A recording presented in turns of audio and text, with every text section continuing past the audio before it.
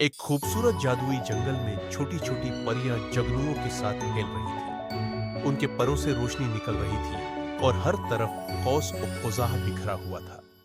अचानक एक नर्म और मुलायम बली जंगल में आई।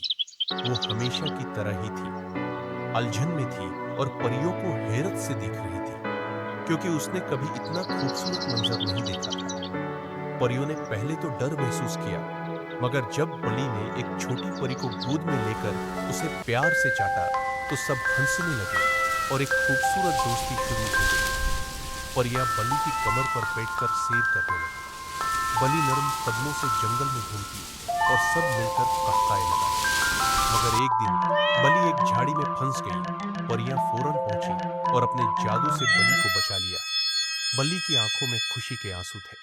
परियों ने मुस्कुराकर कहा, दोस्ती का मतलब है हमेशा एक दूसरे का ख्याल रखना। और यूं नन्ही परियों और बल्ली की दोस्ती हमेशा के लिए अमर हो गई। अगर आपको नन्ही परियों और बल्ली की कहानी पसंद आई हो तो लाइक करें, सब्सक्राइब करें और बेल का बटन भी दबाएं, ताकि हर जादुई कहानी सबसे पहले आप तक पहुंचे।